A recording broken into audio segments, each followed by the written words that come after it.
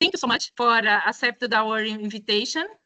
It's a great honor to hear about you, to talking about EUPM2. I had the privilege to be coordinated by Marco Amici.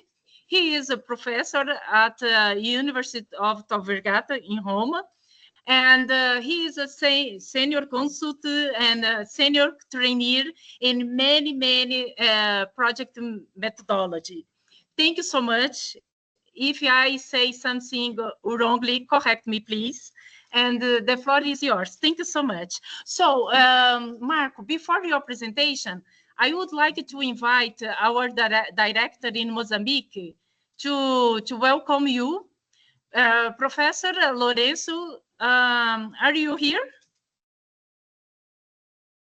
If not, Marco, welcome to our class, and thank you so much for coming here. Thank you.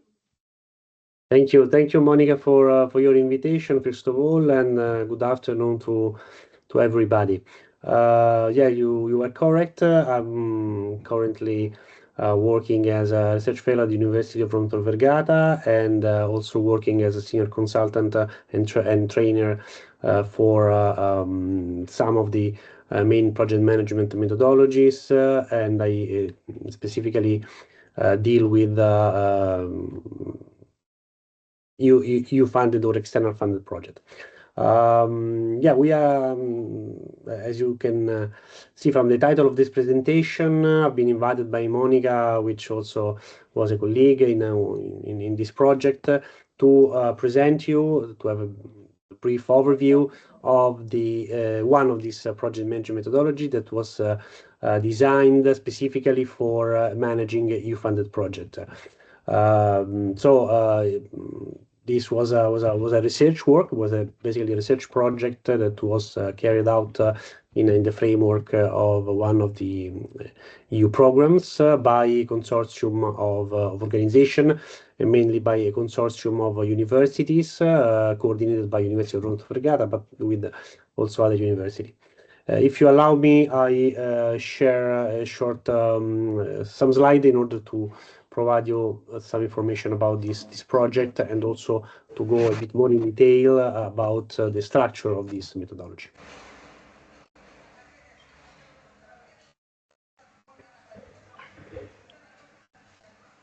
Just a moment. Okay. So okay, can you see the screen?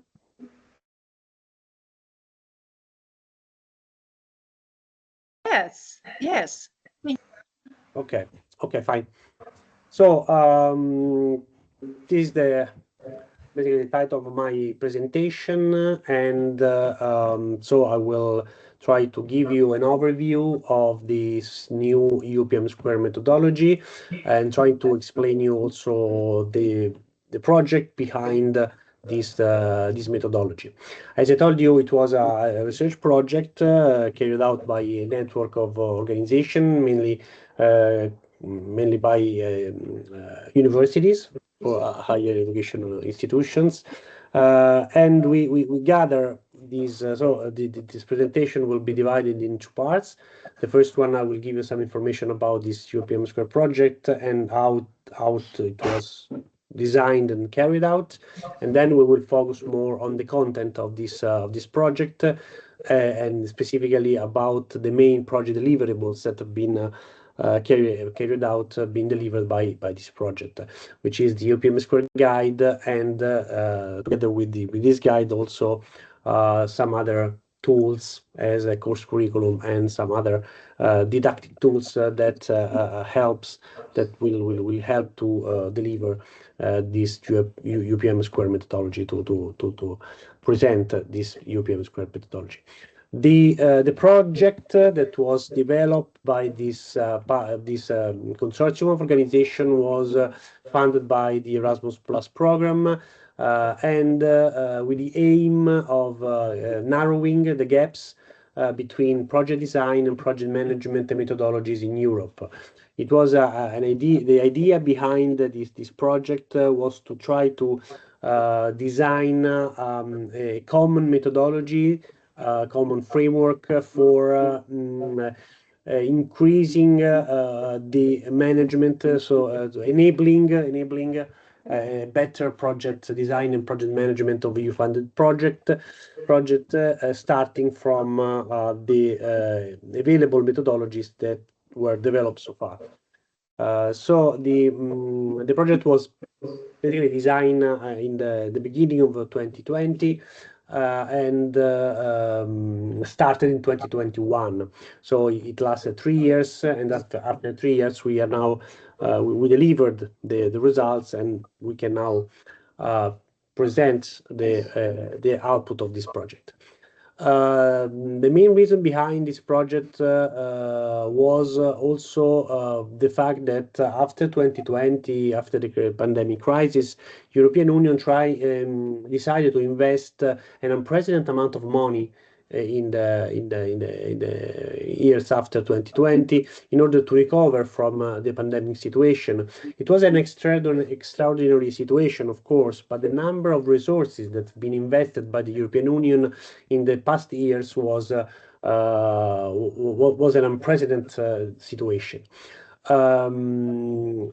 Beside the multi-annual financial framework, which generally counts about 1,000 billions of euro, the European Union decided to double this multi-financial framework with a new temporary instrument that was the Next Generation EU. So basically, the budget of the European Union in this programming cycle was double, was about 2,000 billions of euro to be spent in a period of 7 years. So all these resources, all these financial resources, all this large amount of money is basically spent and will bring, of course, the said results. So depending on the capacity of organization to design, managing EU-funded projects, because the way these resources have been will be and have been implemented is basically by programs and projects. The resources are allocated to EU-funded programs, and then the Commission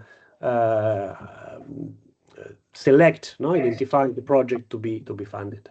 So implementing a EU-funded project in this case, in this framework, it becomes a critical variable in the achievement of the EU national strategy targets and from recovering from the pandemic crisis. So as much as the resources are invested by the European Union, as much as the need of carrying out a project effectively become a critical variable. So despite this unprecedented amount of money that was invested by the European Union, from a management point of view, is still missing an integrated framework of knowledge that helps people to managing effectively EU-funded project. And this topic find little space in European universities and course programs. So we identified a number of gaps to be tackled by this project, which were mainly the fact that the way of designing and managing of EU-funded project was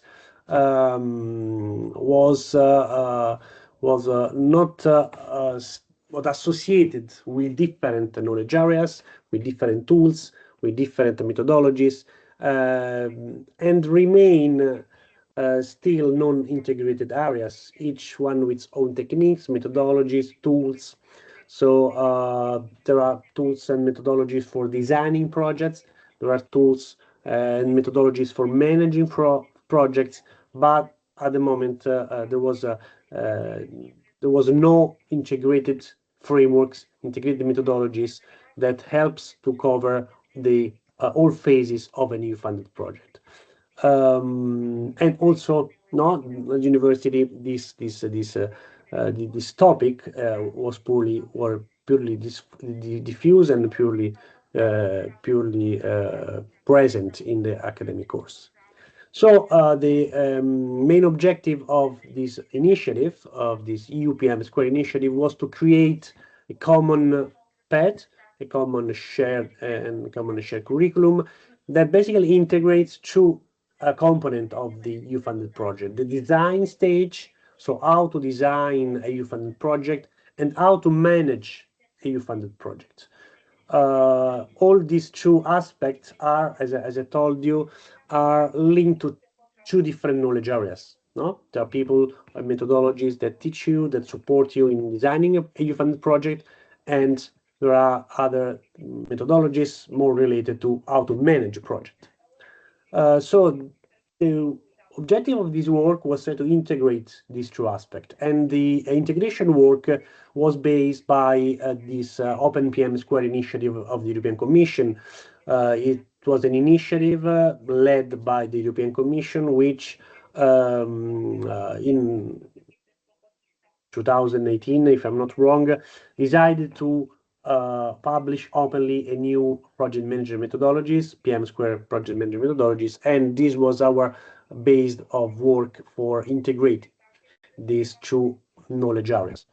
PM Square project manager methodologies was developed by the European Commission with the purpose of delivering and basically with the purpose of sharing in common project management methodologies within the European Commission.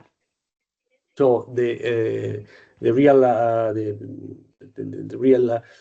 aim of the PM Square was initially to sharing to define a common project management methodology for the within the European Commission. So for the internal project of the European Commission and also for the other European Union institution.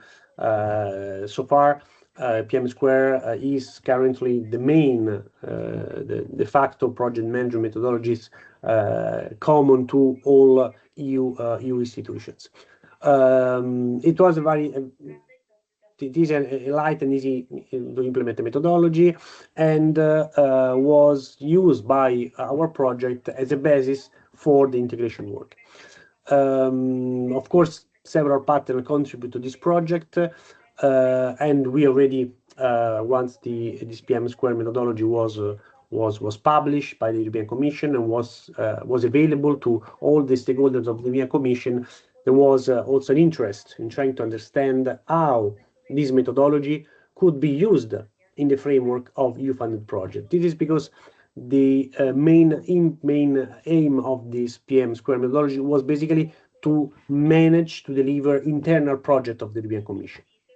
So it was not a methodology designed specifically for managing EU-funded project, for managing external project, or was mainly a project management methodology for managing, for helping the Commission to manage its internal projects. So the idea of how to try to use this project management methodology in the context, in the framework of EU-funded project was developed within this EUPM Square project.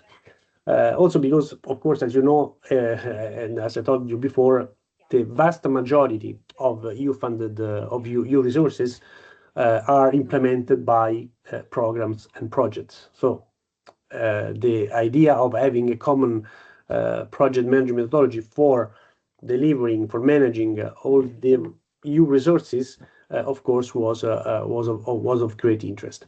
But in order to enable this PM Square to enable benefits from the PM Square methodology, so in order to have one project language also in the framework of EU-funded project, of course, it was needed. Tailoring was needed. So basically, EUPM Square projects focus on tailoring. So try to see how and to see how we could tailor, we could use PM Square methodology, how we could integrate PM Square methodology with also design methodologies, and how to customize this methodology based on the different characteristics and the specific characteristics of EU-funded projects. So the first part of the project was basically try to understand, try to see how we could tailor this PM Square methodology in order to narrow and to keep this methodology closer to those who manage EU-funded project.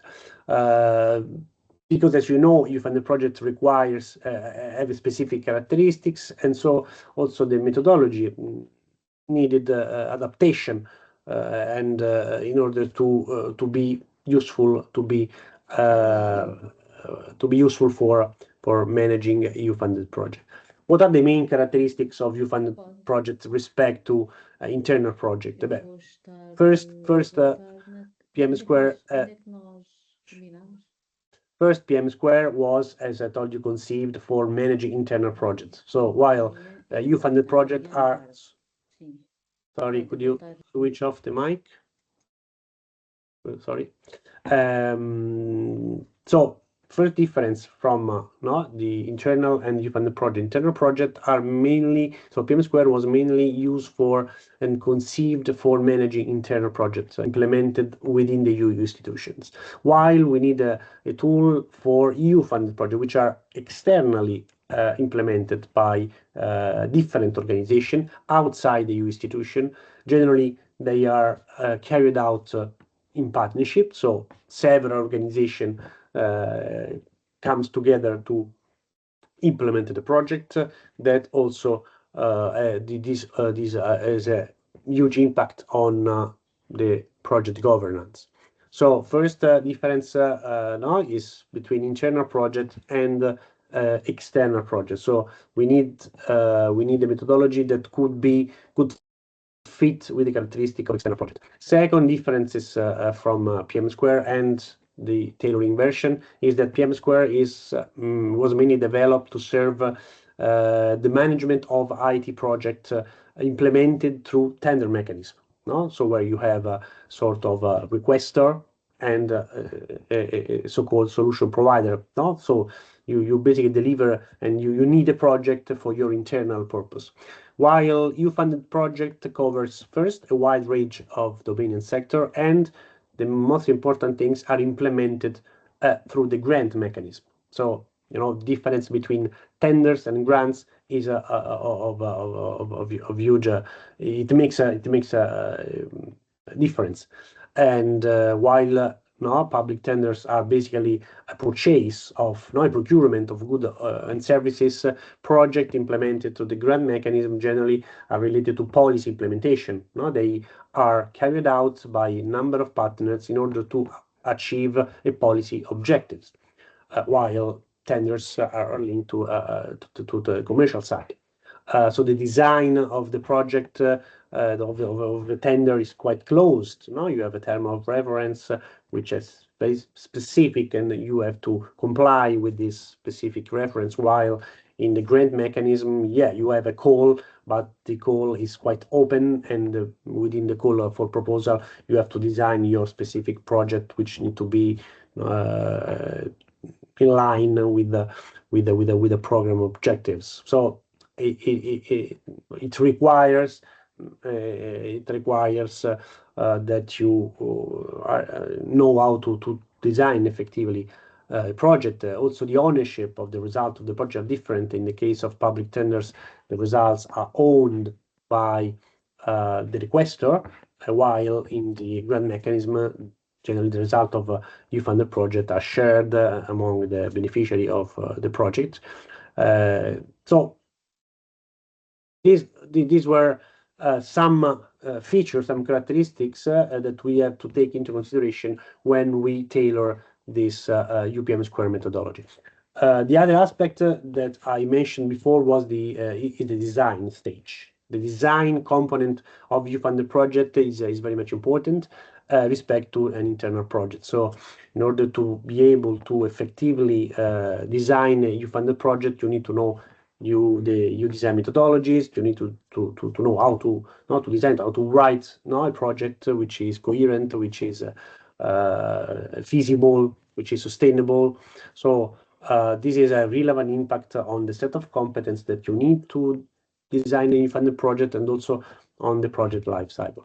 So all these aspects were taken into consideration when we had to tailor the PM Square methodology to narrow, to bring this methodology closer to the context of the EU-funded project. So in this research project, we moved from first tailoring of the methodology, So we had to understand to customize this methodology, considering the characteristics and the features of EU-funded project. And then we, once we designed we tailored this methodology, we set curricula based on the tailoring work, and then we test this curricula with some courses, and then we finally publish the tailor guide and the course curriculum, which is basically the main output of this project. So we did several activities within the project to tailor, test, and publish the guide. That now is freely and openly available to everybody. So everyone can access to this guide and to the course curriculum and the teaching material that we created, that we delivered during the project. And of course, all the documents are published, are open source, and can be accessed freely by everybody. The level of tailoring that we decided to have in the that we decided to so we decided to tailor the methodology for any EU-funded project. So the level of tailoring that we decided to have is quite general. The methodology is valid and can be useful for whatever EU-funded projects. Of course, for EU-funded project, we intend a temporary organizational structure set to create a unique product or service designed and implemented in response to a call for proposal published by the European Commission. Then, of course, there could be different kind of programs and projects funded by the European Union, but the methodology helps you to manage all these projects. Of course, additional level of tailoring and customization is needed, but of course, starting from from a guide which is specifically designed for EU-funded projects. So this guide facilitates also the need of additional customization and tailoring for your specific project. And now the main two aspects of the project. So now the guide was basically the main deliverable, and it include the work and the tailoring work that we carried out during this project. So we basically try to fill the gap of integration between EU design methodologies and project management methodologies. This guide is basically for EU project managers that interested to apply a project management methodology to improve design and management of EU-funded project, and of course optimize the achievement of project goals. The guide is, as I told you, freely available, can be downloaded, can be used, can be customized, can be tailored. So it is a tool that you can access and use it quite easily. It is also translated in several languages, including Portuguese. So you will find it in English, but also in other languages, including Portuguese. Or together with the guide, we also publish a tailored version of the artifacts. We will see what they are. They are basically some templates that help us to manage the EU-funded project, and which helps the project manager to formalize a certain number of decisions, certain number of actions, and to share also decision within the team, within the partners. But we will see this later on. And of course, you can also have access to the curriculum, the EUPM2 curriculum, which is basically a course structure that helps trainer to design training course leading to based on the EUPM2 methodology. So this is also a tool for helping to disseminate the EUPM2 methodology. Again, you can find resources in our EUPM2 project website, which is and you can find all the materials and the different versions. So this is just to give you let's say an introduction on this EUPM2 project, why there was we perceived the need of designing on tailoring and on providing a common methodology specifically for EU-funded project. We saw an opportunity in trying to sharing a common methodology, starting from this PM2 initiative of the European Commission. And so that was basically why we came up with this project and why this project was funded. So now let's enter into the content of the guide. So let's see how we tailor this project, how we tailor this guide, and which are the main element of this methodology that helps project managers to manage more effectively EU-funded project within sharing a common methodology, a common language. This is basically the starting point of the methodology, and these slides represent basically the foundation of the EUPM2 methodology, which mirror the PM2 foundation. So we have the four basically so-called pillars of the methodology, which find the foundation over the project management best practice that are included in the EUPM2 methodology guide.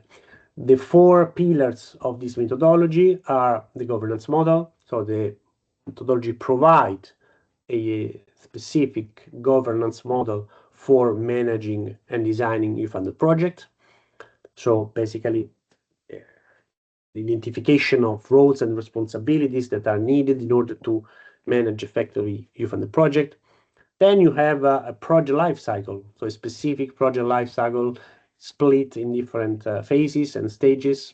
And within these phases and stages, you can find a set of processes that guides the project manager to manage the project in all the different phases and stages. And then you have a set of artifacts that, as I told you, are some sort of templates, documents, guidelines that helps you to formalize all the main decisions within within a funded project.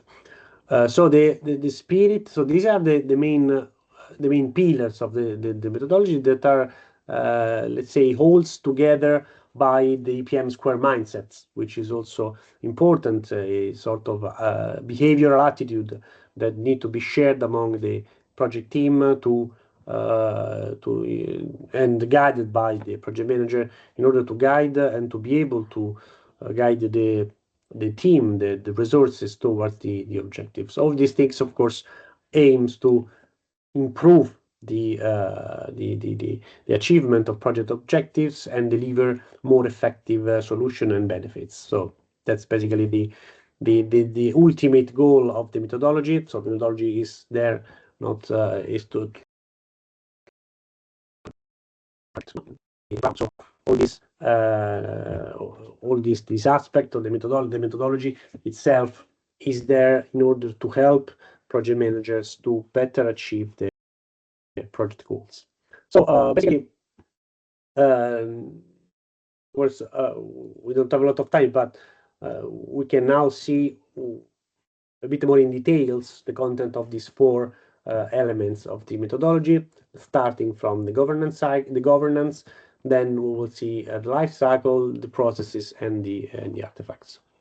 So these are basically the structure of the governance model, which of course at first sight can be quite complex, but this is basically because the number of roles and the number of responsibilities within EU-funded project are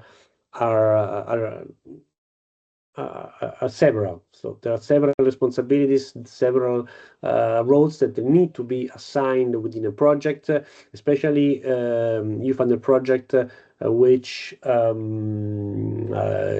involve a huge number of partners. No, as I told you before, one of the characteristics of the EU-funded project is that they are implemented by a number of organizations. So there is the partnership principle, which applies to almost all youth funding projects, and this requires the participation of sometimes even a high number of organizations that compose a partnership, that compose a consortium, that together need to deliver the project. Within this consortium, there is among the different organizations, we identified the main important role by the coordinator. There is always one organization which coordinates the others, and the coordinator brings most of the responsibilities in delivering the project.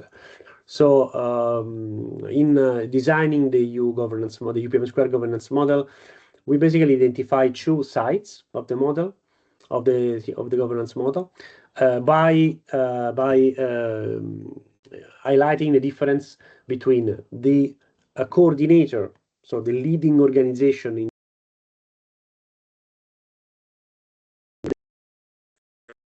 as you can see, the green roles.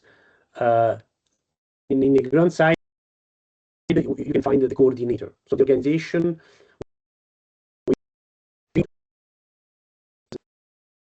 that starts and gathers the other partners in order to design and deliver the project.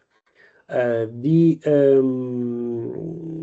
then in the model you have two sides. So from one side is the grant owner, the grant organization, so the coordinator of the youth-funded project, and from the other side you have the consortium, which is associated to the solution, so the organization that carry out the project.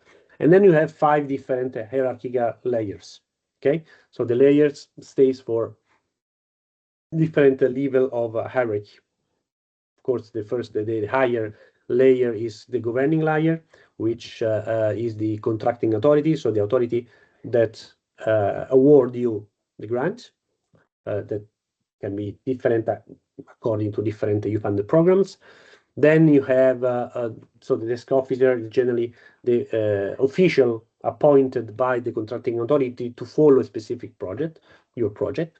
Then at the level of project, you have this project steering committee, that is the highest body, decision-making body within the youth-funded project.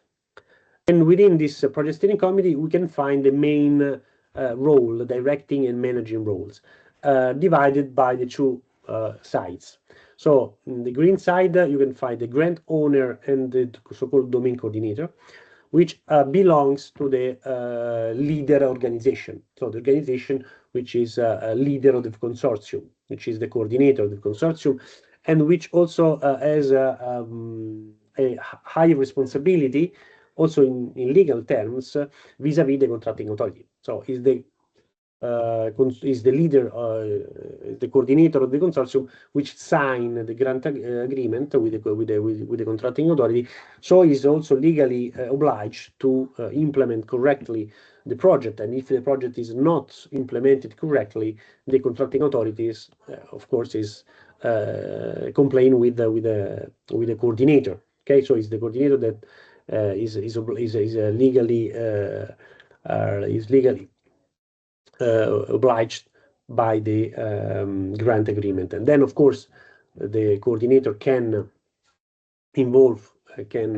ask partners to be involved in the project, or to can ask partners to if they underperform, for example, or if they did not spend the EU grants correctly, they can ask partners to recover from this money. But the contact between but the contracting authority has only direct contact with the coordinator of the project. So this is why we included in the grant side the two roles of the coordinator organization, which is the grant owner, which is basically the legal representative of the organization. So it's basically the legal representative of the coordinator or the leader of the consortium. And then we have the domain coordinator, which is the expert. Let's say it's the subject matter expert. In other words, so he's an expert on the subject of the project, and which, of course, is appointed by the grant owner. Then from the solution side, we have the consortium representatives. So all the consortium, all the legal representative of the organization that are part of the consortium, which of course then appoint the project manager. Project manager, as you can see, we have two different, we divided in two different roles. The EU project manager at the level of a single project, of all projects, which it comes from the leading organization, and the partner EU project manager, which is basically doing the role act as a project manager at the level of different partners. So each partner share, of course, number of activities, need to deliver a number of activities. So according to this model, it is important that each partner appoint one person dealing with management of the share of activities that have been given by the partner, so that the partner need to carry out. So while the EU project manager at the level of project need to let's say coordinate the management of all activities of the project.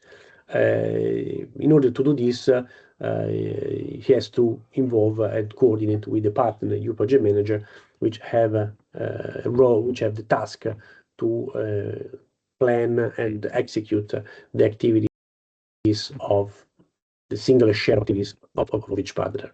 So that's basically the why we put two levels of your project manager. So at the level of all projects and at the level of each partner. You imagine that some consortium, some projects are composed by 20 partners, 20 different organizations, and within each of these organizations, so each organization need to deliver a number of activities, so need to implement a number of activities. So for an effective implementation of a project, each partner need to appoint one partner EU project manager that need to be coordinated by the EU project manager for the managing aspect of the project.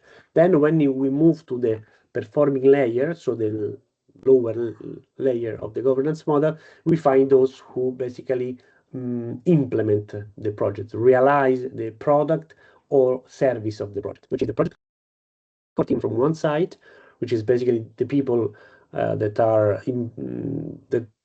involved in the implementation of the physical implementation of the project. So it really depends on what kind of project it is. You need to identify resources, people that are that can realize the project. So if a project is building an hospital in a rural area, project core team is composed by people that can implement, can realize the hospital in this rural area.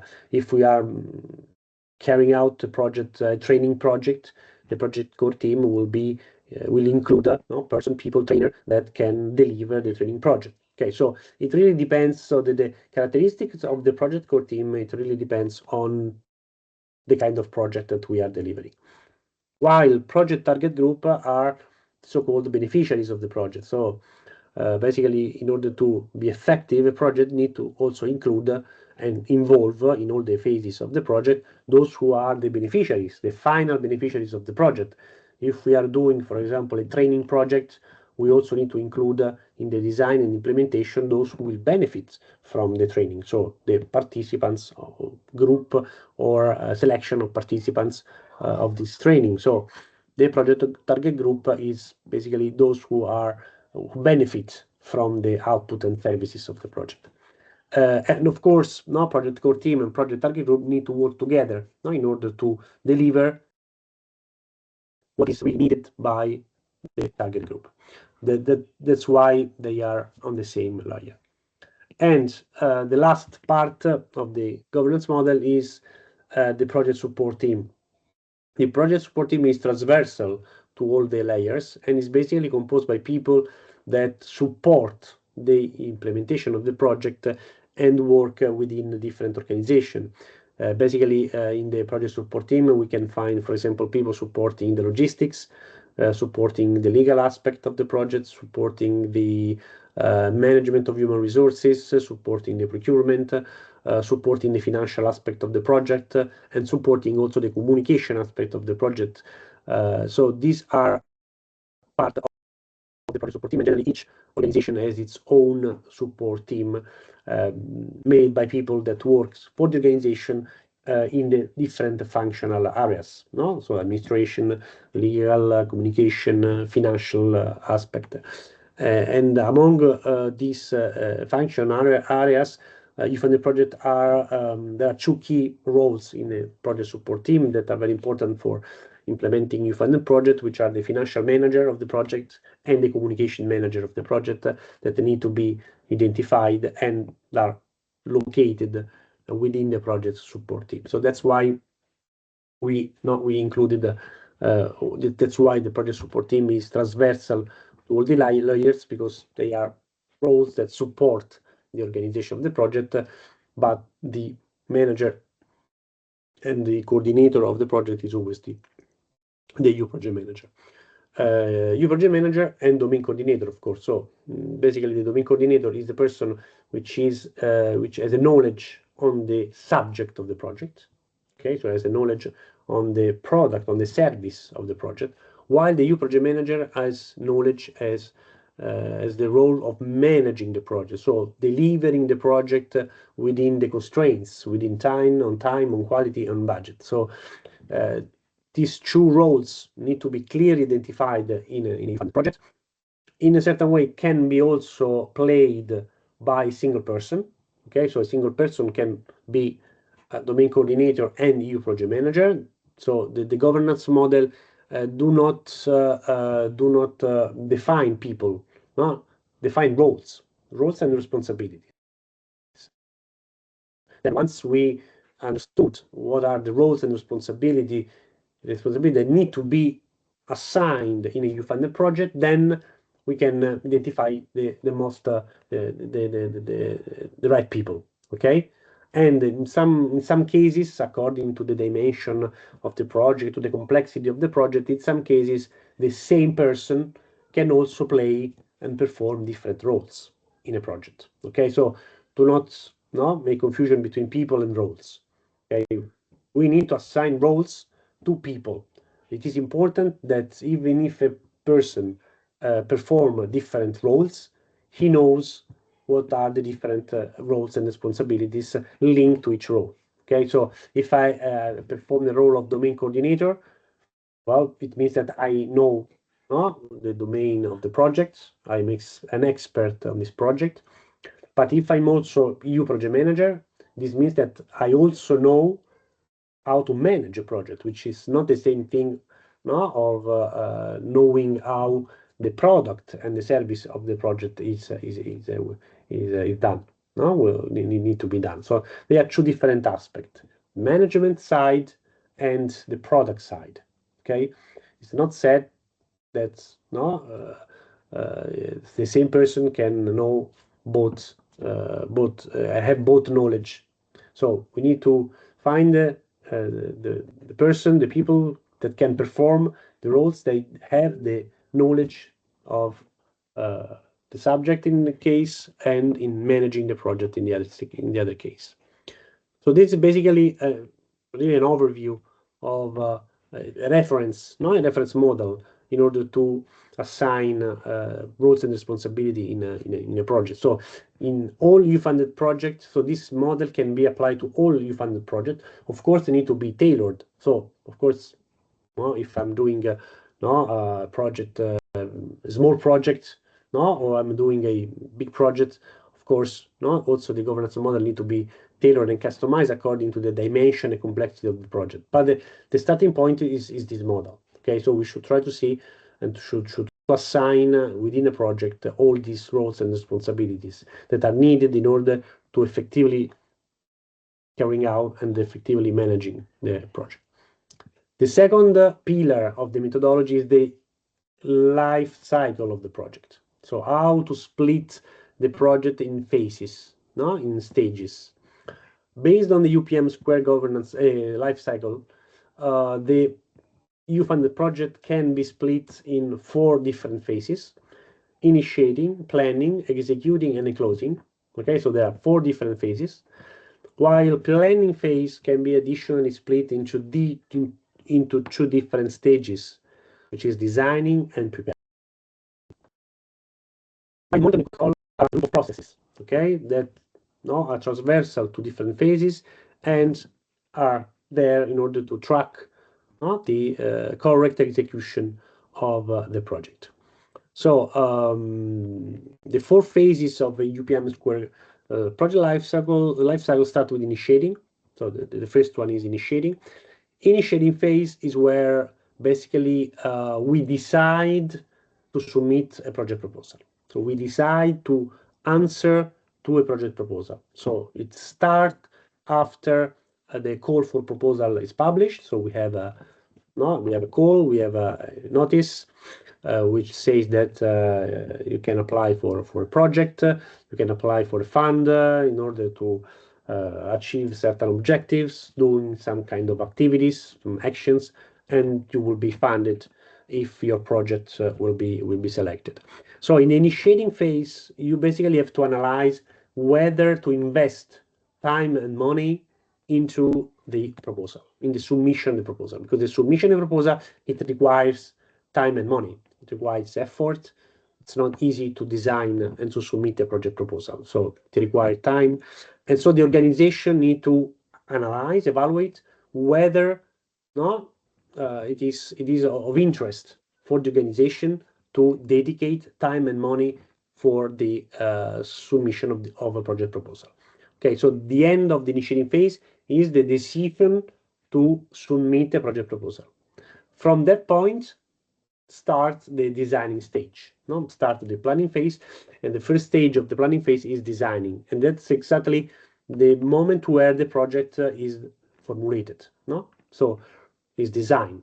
And the end of the designing ends with the submission of the proposal. So once I designed the project, I formulated the project, I filled the application form, I sent and all the annexes, gather all patterns, then I submitted the project proposal, and that's the end of the designing stage, which once the proposal is submitted, you have to wait. Basically, you have to wait for the decision, for the financing decision. So there is a evaluation from the contracting authority. Only the best proposal will be awarded, and in case the financing decision is positive, then you start preparing the project for executing. Okay, so second stage of the planning phase is the preparing. So once the financing decision is published and your project has been selected, you are not ready for executing. You need to prepare your project for executing. That means that you need to deepen some aspect of the planning. You need to prepare all project management plans, to update your work plan that probably has been done 8-9 months ago, because the selection procedure can last even a year. So in order to before executing the project, you need to I would say in project management we say to prepare baseline for the projects. So all the project plans, or the project management plan, to deepen, to detail the time, the scope, the resources allocated to the project, the different kind of project management plans. And then once you baseline your project management plans, then you can start with executing. That means to implement the activities, to realize the product, services, and of course, once you start executing the project, you also need to monitor and control that what you are executing is in line with your baseline, so your project management plans, basically. And in case of deviations, you need to update your planning, to correct your deviation in order to deliver the project, deliver the output of the project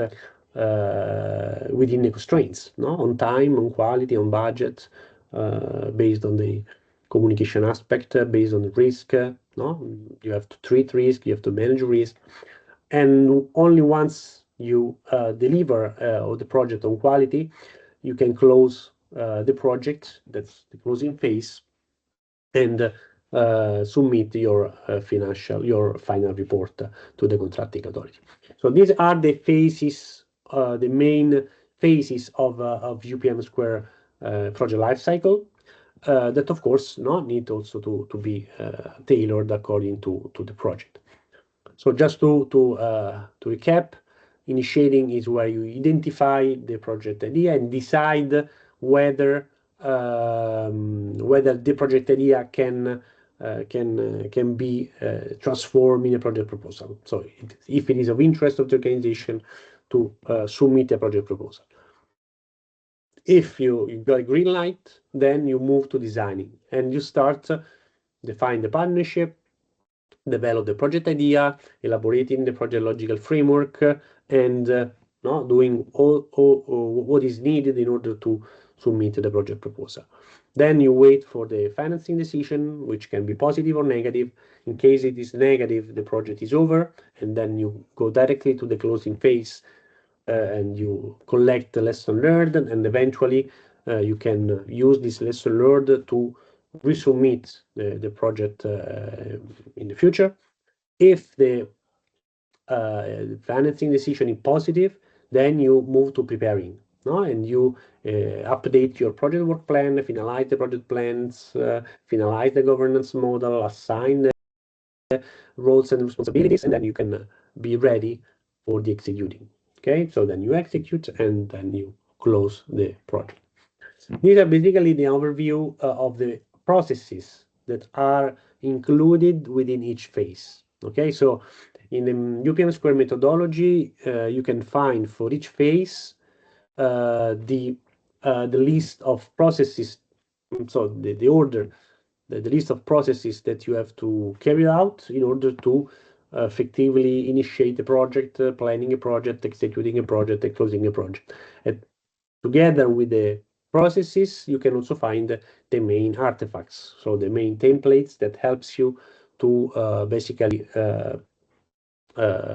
share and formalize decisions taken within the different phases. That's basically the idea behind the methodology.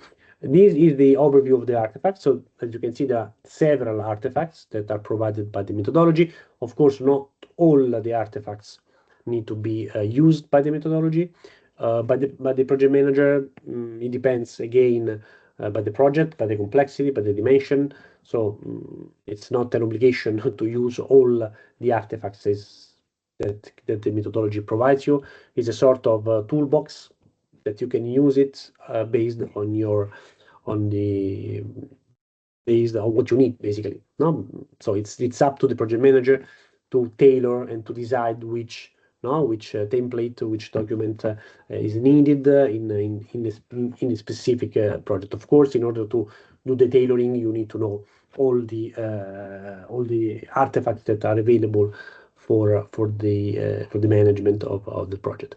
So as you can see, there are several of these artifacts that we will see a little bit more in detail afterward, which are linked to the initiating, the planning, the executing, the closing, and linked also to the monitor and control process. And another aspect which is important that is provided by the methodology is the link between the activities, so the project processes, and roles. So once you define a governance model, you can also assign to different roles, and you can identify for each of the roles of the project which is their involvement in the processes, in the project management processes, based on different phases, of course. And this is a sort of called ARSCI matrix, ARSCI table, which in a graphical way gives you an important information, which is who does what in this project, of course, for managing this project, So who's going to design or to prepare one document, one plan, or who's organizing meeting, who's managing risk, who's managing project change, who's managing outsourcing. Now, with this ASCII table, you can find for each role his level of involvement. R means that is responsible, so does the work. So as you can see, the EU project manager is basically the one who does the job, who is responsible for carrying out the most of project management activities. Then you can find A, which is accountable. This means that that role is ultimately responsible for the correct implementation of that activity. That's the main, the key roles. Then you have those who have a C or S. S, it means a support. So it means that that role for that activities is expected to support the person who does the job. A consulted, which means that that role need to be consulted by the responsible in order to deliver correctly that activity. And I is informed, so it means that in that case that role need to be informed about this activity. So this is a way to basically give an overview and also to share roles and responsibilities within the project management activities, and helps also to coordinate the resources, so everybody knows, based on the roles that he perform in the project, what is expected to do in all the different phases of the project. So of course it is a starting point, but is a way to to arrange, to organize resources and activities, and it is provided by the methodology. Together with this, of course, you also need to share a sort of mindset, so PM square mindset, that is a set of attitude, behaviors, values shared in the project that constitute the glue, for the effective application of the methodology, and also for helping the project to achieve its goals. Remain mindful, become committed, having outcome orientation, foster a project culture of collaboration, communication, assign project role to the right people, knowledge share, show inspiration, share knowledge. All aspects be good in team working, team building, be a good leader, use ethical values, share ethical values in project management.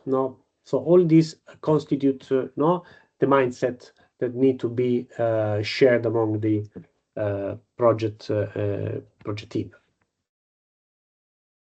Okay, so now just a few words on the different phases, and then we are over, and we can open the floor for discussions and questions if you have.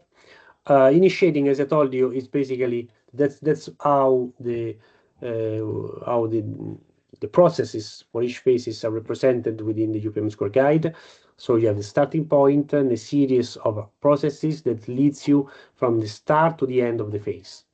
Okay, so in the initiating, as I told you, the initiating phase, the objective is to achieve, to decide whether to submit a project proposal. Okay, so we start with the project idea based on the publication of the call for proposal. We document the coherence of the project idea with the call for proposal and describe the benefit for the organization. In order to analyze whether it is the case to invest time and money on a project submission, we need to understand if this submission, this project idea, is in line with the call and has an interest for the organization. Okay, so how we formalize this? By filling a project submission request. So it's templates that help us to formalize the coherence of the project idea with the call and to describe the benefit of the organization. Of course, we can do it orally, but probably for big projects, it would be better if we have a document that can be shared among all the persons involved in these decisions that can take this decision over a document. Then, if the project submission request is validated, is formally accepted by someone who has the power to invest time and resources over a project, then we can go further. We can starting involving partners, because as I told you, one of the key elements of a EUPM project is to is to implement the project with the network with some partners, and so we need to find partners that are ready and interested in our project idea and are interested in being partners for this project. So the other aspect in this initiative phase is to finding also partners that are interested in our project idea. If we don't have any partner, we cannot submit the project proposal. So the phase ends when we have the decision to so we recognize the interest of the organization in the submission of a proposal. So we decide that this is good, this is of interest of our organization. We have the resources to dedicate, and we also have partners that can then together with us can bring, can design and can implement the project. So the phase is over when we have these two aspects clear. Then we move to designing. So once we decided and we have a formal goal for designing, then we start the real designing stage, which is how to transform the project idea into a project proposal. No? And here we have to, well, the first activity is always a meeting, but then we need to elaborate the project. We have to design the project. So there are several, for example, designing methodologies. So we, for example, in this EUPM Square Guide, we make reference to the logical framework approach, which is one of the designing methodologies used by and promoted by the European Commission. So we, before filling the application form, we need to elaborate the stakeholder matrix to analyze the stakeholders, to define the project logical framework. Then we elaborate project scope, time, communication, risk, cost according to the to the project application form. We describe the governance model for implementation, and then we can fill all the application form and annexes and be ready after to the submission. So that's basically, in few words, the process. And of course, all these activities need to be coordinated in order to meet the deadline, to meet the submission deadline. So basically, these are the steps that are needed. Of course, in order to do this, you need to know how to analyze the stakeholders, how to design a project logical framework. You need how to basically elaborate the scope of the project, how to schedule time, how to fill a project work plan. So these are all things that need to be eventually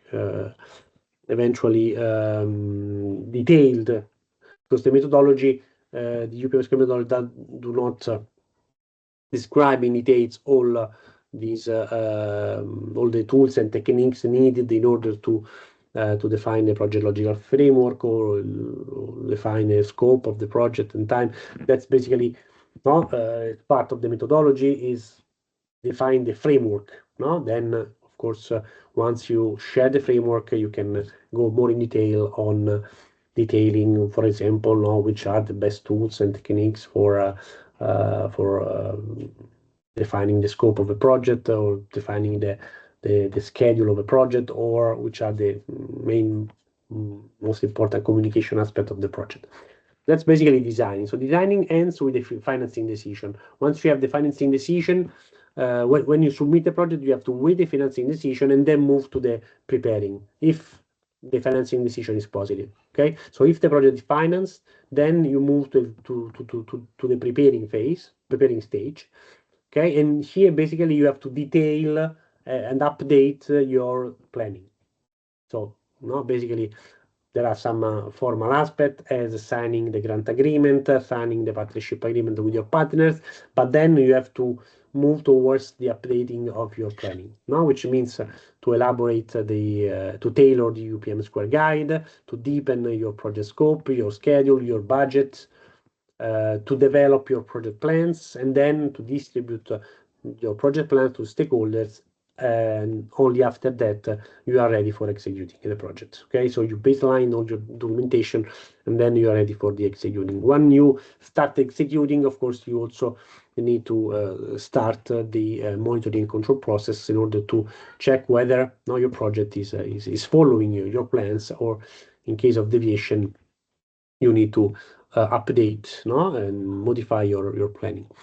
Executing is basically doing the job. No, it's basically making realizing the product and services of the project. So the project manager in that case is basically coordinate the project, so coordinate the resources, which are those who physically do the project product and the project services.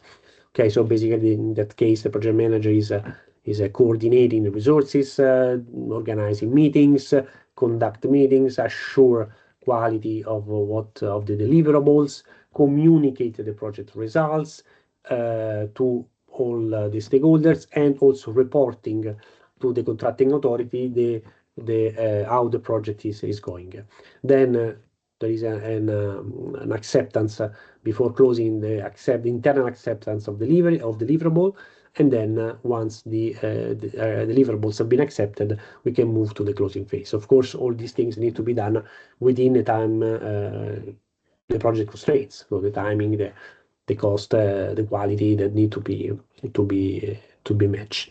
So in that case, is the project, the work of the EU project manager is basically coordinating the resources. No? Coordinating resources, checking that the work has been done correctly. In case of delays, in case of problems, need to act by eventually rescheduling the project, trying to keep always the project on track, and keeping the project available for achieving the project goals, no? In line with realistically achieving the project goals. There are some, of course, artifacts that can help the project manager to coordinate the project. Of course, there is a way of structuring the meetings to keeping track of what has been decided in the meetings. There are, of course, some forms for reporting and communicating the activities to the contracting authority according to the kind of contract and kind of project grant or kind of grant that have been awarded. And finally, we have closing phase. Closing phase is the last phase. It basically start when all the deliverable of the project have been submitted to the contracting authority. And the purpose of this phase is to having a final meeting of the project where to discuss about how the project is going, capture lesson learned, recommendation, post-project recommendation, comply with the reporting requirements of the grant agreement, and proceed to the administrative closure of the project by submitting the project final report, and of course, after that, releasing the resources and collecting all the project documentation.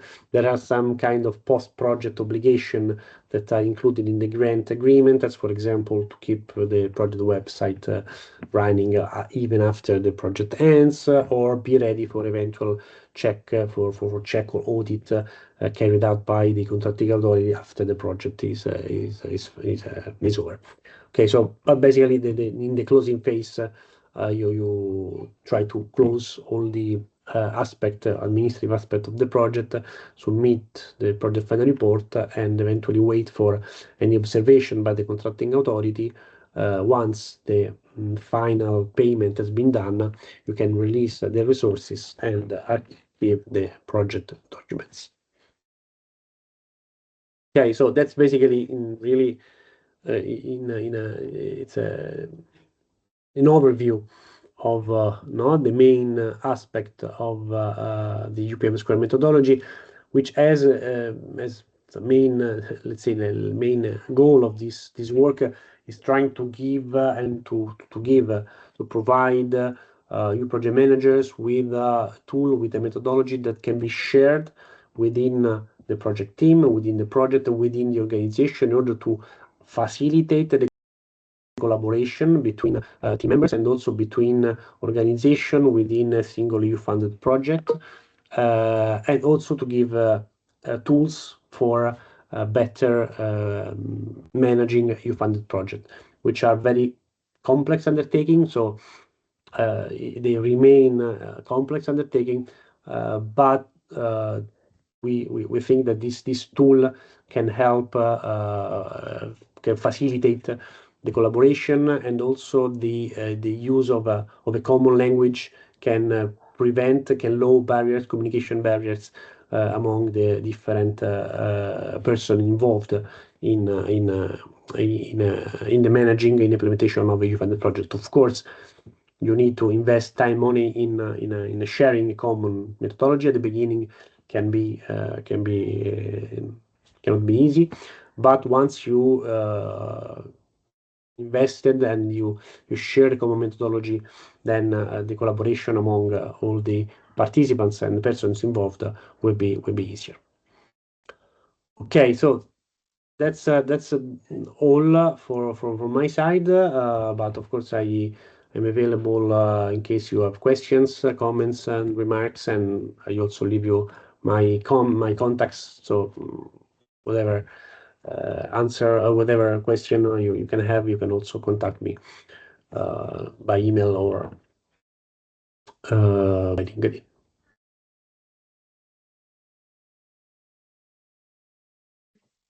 Thank you so much for your brilliant lecture. Thank you so much. I think that you brought a brilliant resume about EUPM2.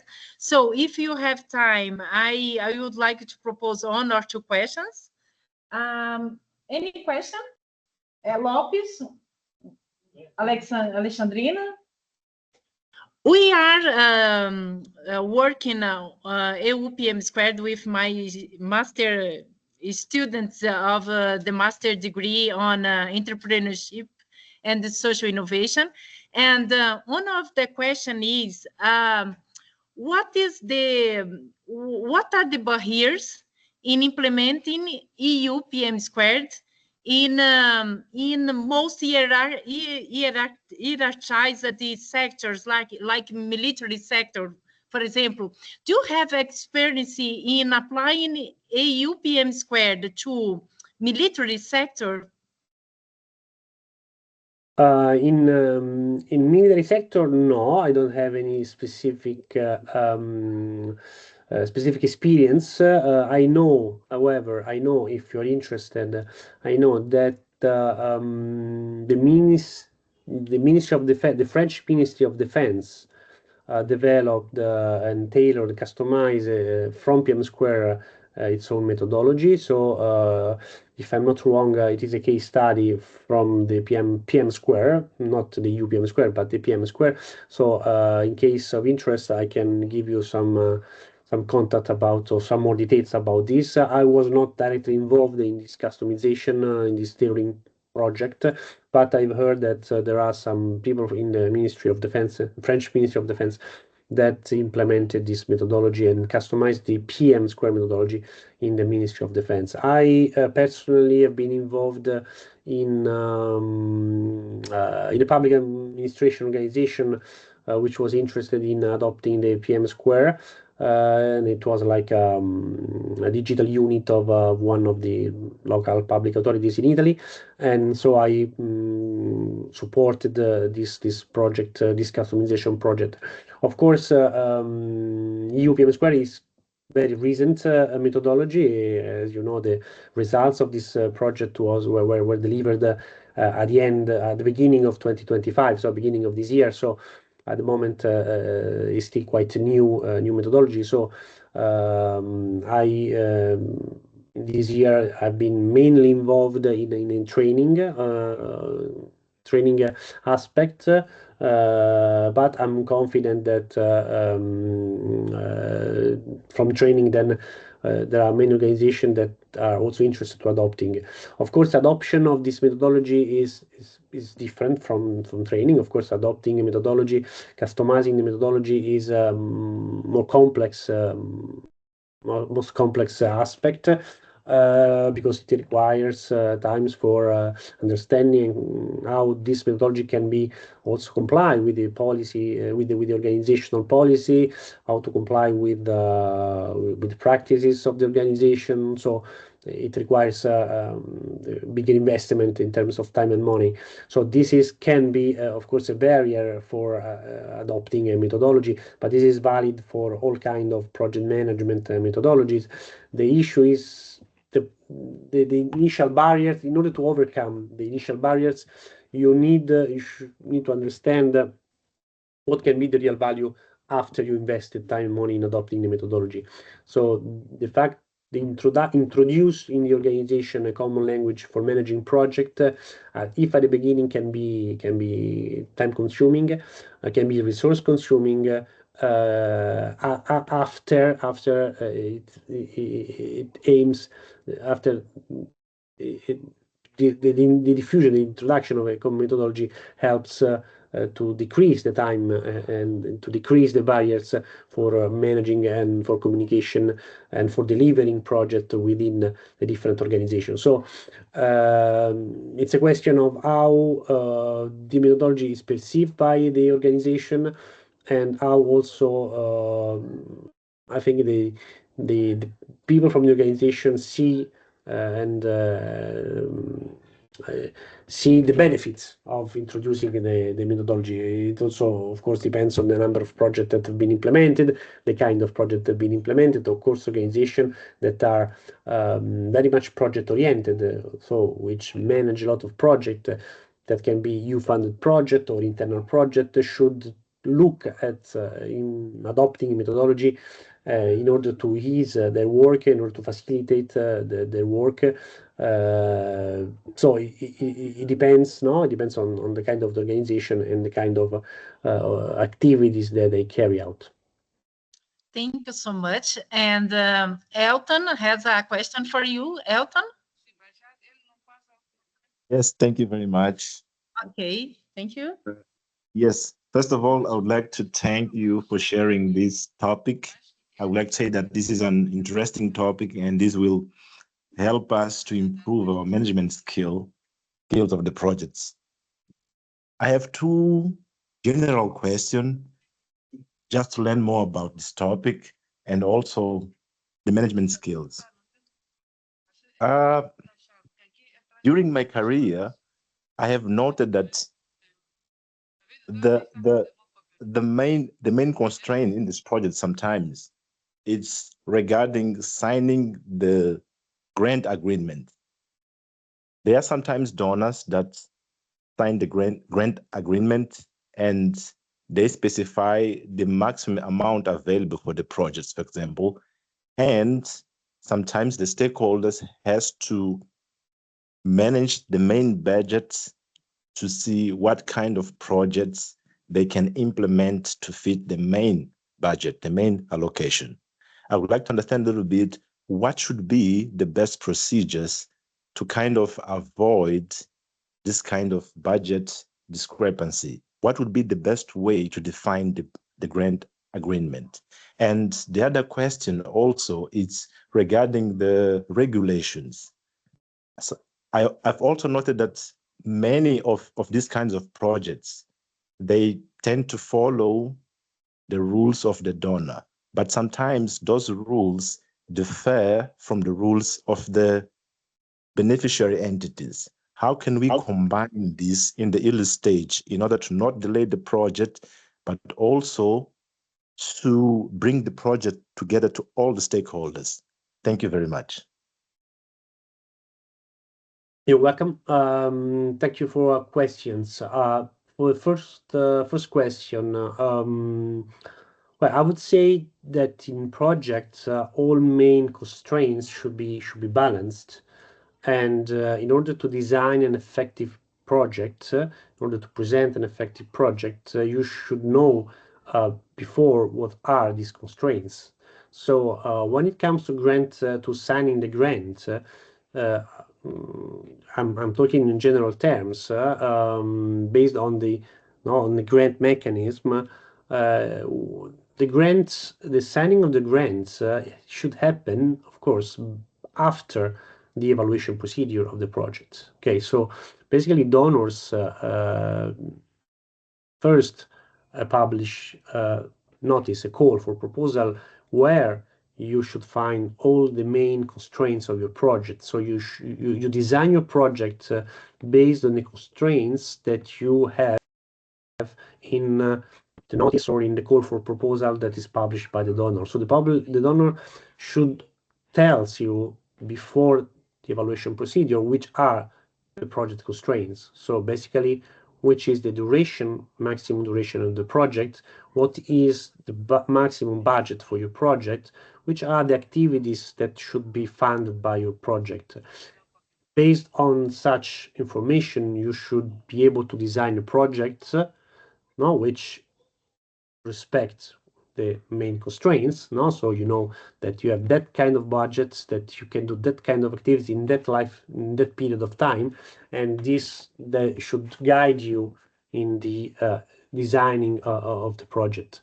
Once you after you design a project which is coherent, which is feasible, which is sustainable, and which is evaluated by the donors, then basically the grant, the signing of the grant should only refer to these constraints. So donors cannot change the constraints, cannot change the budget, cannot change the duration of the project that was included in the call for proposal. So this is, in general terms, how it works. That's why not everything should be coherent. So each step is linked to each other. In some cases, but there are more exceptions than the norms. In some cases, you have more flexibility in terms of, for example, budget, or if it is not included in a specific call for proposal. But I would follow this logic. So in the designing, you need to have to follow the constraints. So you need to know which are your constraints. Then there are some methodologies which helps you to design a logical framework of your project based on the constraints that you have, the input that you have, and that need to be donors need to give you. Then basically the evaluation of the project by the donors is also part of the evaluation criteria of the donor is also to understand and to evaluate whether your project is coherent, is well balanced in terms of budget, in terms of time, and then once the evaluation is done, you sign the grant agreement, which basically include exactly the project that was evaluated, that was positively evaluated. So that's basically how it should be. Then reality sometimes can be different, but this is how the methodology provide you the guidance. About the second question, in order to implement a project, when you have to implement a EU-funded project, or generally an externally funded project, and you sign the grant agreement that define also, it is basically the main source of regulation for delivering and for implementing correctly your project. That is your main source of information about how to implement a project. If there are discrepancies between what the grants are, what the grant with the grant agreement says and the financial regulation says, and the policies of your organizations, you should stick with what the grant agreement says. Okay, then of course you try to comply and to in general terms, but then it depends case by case. By general terms, the implementation of the project need to strictly follow the grant agreement and the financial regulation that is linked to the grant agreement. The policy of the organization should comply with such grant agreement. In case they are not complying with this, it depends how and why it does not comply. but need to be seen case by case. Thank you so much, Marco. The last question. Can you share the slides with the students, please? Okay. Yes, I can send you the slide, and then you can share it with your students, no problem. Okay. The time is over. I'm really sorry, but I would like to invite Professor Lorenzo. I don't know if he is here. Oh, in contrary, I would like to invite my student Lopes that he will finish the event, and thank you so much. Thank you so much, and we are welcome every time. Thank you so much, Marco. Thank you, Monica, for inviting me, and good luck for your course. Okay, thank Sorry, you. can we please open the cameras just to take a picture? Para tirar foto. É para tirar foto. Yes. Iris, he is sharing the slides after the event, okay? Professor Okay. Lorenzo, the floor is yours. Thank you so much. Goodbye. Ok. Obrigado, Aires, por teres lembrado. Muito obrigado. Está aí a cara da professora Mónica. Está aí a cara da professora Mónica. Apanhei. Pronto, obrigado. Tchau. Obrigado, professora Mónica, mais uma vez, por esta brilhante aula dada pelo professor Marco Amici. Muito bom. Obrigado por tudo. Obrigada. Obrigado. Espero que os outros professores aprendam com a professora Mónica. Eu já aprendi. Obrigado. Have a nice day, and Marco, thank you so much again. And I would like to invite Lopes. Thank you so much. Thank you. Bye. Thank you. Obrigado, Aires. Obrigado, Aires. Obrigado.